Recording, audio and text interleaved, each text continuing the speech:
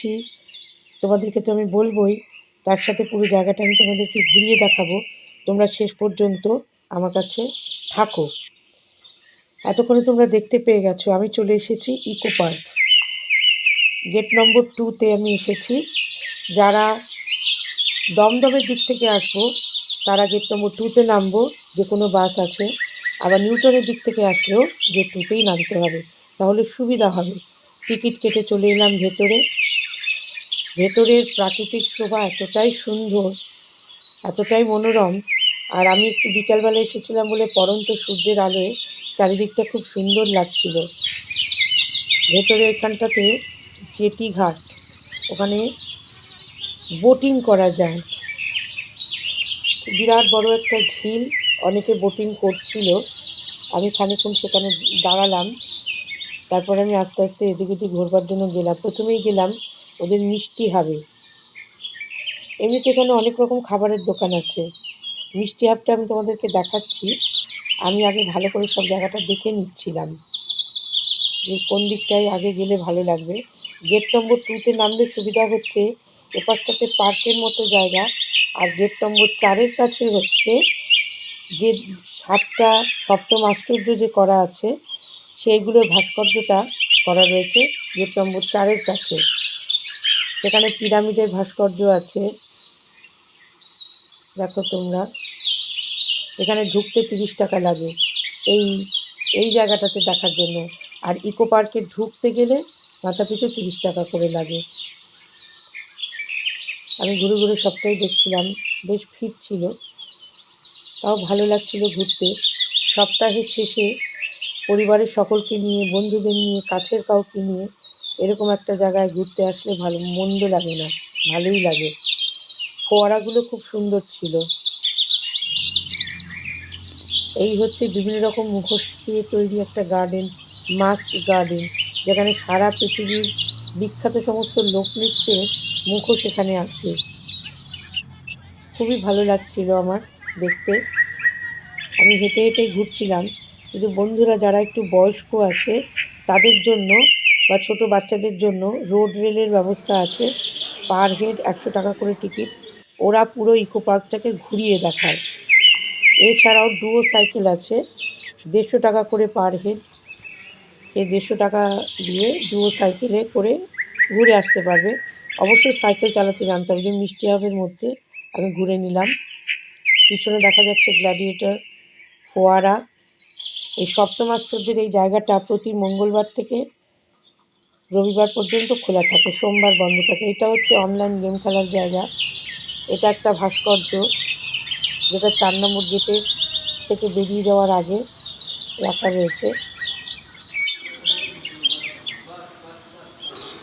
এই মিষ্টি হাবের মধ্যে কেসি দাস, বাঞ্ছারাম, বলরাম মল্লিক, গাঙ্গুরাম, অনেক কলকাতার বিখ্যাত সব মিষ্টি বিক্রেতাদের স্টল আছে। জিসাসের এই স্ট্যাচুটার দিকে তাকিয়েছিলাম পরন্ত বিকেলের আলোয়, ভালোই লাগছিল। ভেতরে বিভিন্ন জায়গায় বসার ব্যবস্থা আছে। ইকো পার্ক নাম সার্থক, সত্যিই পরিবেশ বান্ধব জায়গা। এত অপূর্ব প্রাকৃতিক শোভা। এটা হচ্ছে পেট্টা জর্ডন। এটা গেট নম্বর 4-এর কাছে।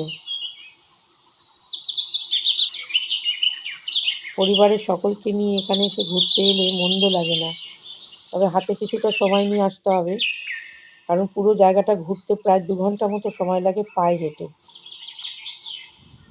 আমার ভালোই লাগছিল। দূরে হচ্ছে ওই ঝিল, তার ওপাশে আছে সোলার এনার্জি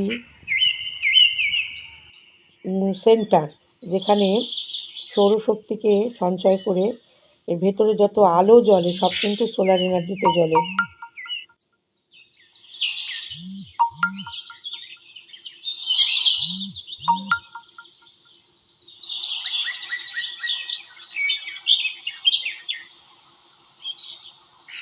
তোমরা দেখতে পাচ্ছ সোলার এনার্জি পার্কটা। এই যে সোলার এনার্জি রিনিউয়াল মিউজিয়াম, যেটা ঝিলের ওই পারে আছে। আমি দূর থেকে তোমাদের দেখালাম, আমি আর ওই পর্যন্ত যাইনি। আমার এই দিকটাতে হাঁটতে খুব ভালো লাগছিল। গাছপালায় ঘেরা, ভারী সুন্দর একটা জায়গা।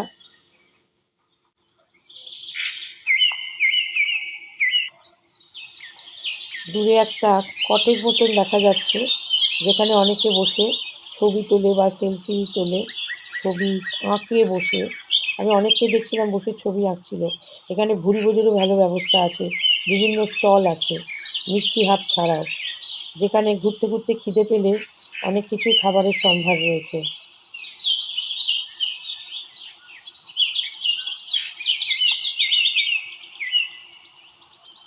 চারিদিকটা এত নিস্তব্ধ, নিরিবিলি, এত সুন্দর যে কাছের পরিবারের কাউকে নিয়ে এলে দেখতে ভালোই লাগবে।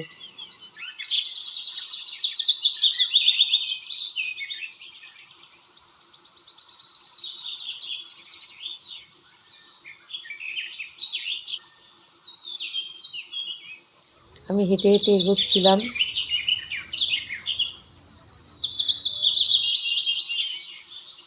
এক্সিট পয়েন্ট, এন্ট্রি পয়েন্ট সব দেখিয়ে দেওয়া ছিল। এই হচ্ছে ঝিলটা, যেখানে বোটিংয়ের ব্যবস্থা আছে। লাইফ জ্যাকেট পরিয়ে এখানে বোটিং করা যায়। পড়ন্ত বিকেলের আলোয় ঝিলটা দেখতে খুব ভালো লাগছিল। চুপচাপ দাঁড়িয়ে আমি অনেকক্ষণ দেখছিলাম। জলের দিকে তাকিয়ে থাকলে অনেক সময় সত্যিই মনটা হালকা হয়ে যায়।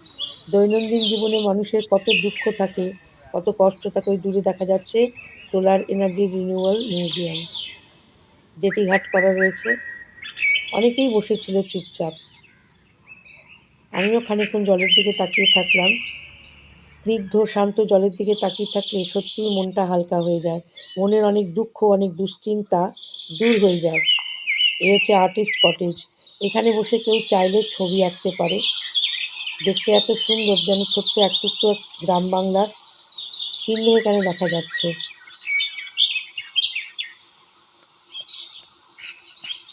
প্রকৃতি এখানে ঢেলে সাজিয়েছে।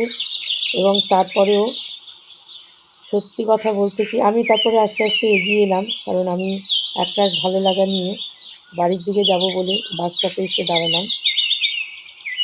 তো বন্ধুরা, এরকম ব্লগ আমার আরও পাবে তোমরা। তোমরা অবশ্যই আমার সঙ্গে থেকো। স্বাতি সমাদ্দার ব্লগস আমার এই চ্যানেলটাকে তোমরা সাবস্ক্রাইব করো, লাইক করো, আমার ভিডিওগুলোকে শেয়ার করো। অবশ্যই আমার সঙ্গে থেকো। দূরে দেখা যাচ্ছে মেট্রো রেলের লাইন তৈরি হচ্ছে, ইস্ট ওয়েস্ট যে মেট্রো, তার লাইন তৈরি হচ্ছে একদম ইকো পার্কের সামনেই। কত হাসিহানা ফুল দেখলাম। ওই যে দূরে রোড রেল দাঁড়িয়ে আছে। বাসে ওঠার আগে আমি তোমাদের শেষবারের মতো একবার করে দেখিয়ে নিচ্ছি। তো বন্ধুরা, আজকের মতো টাটা।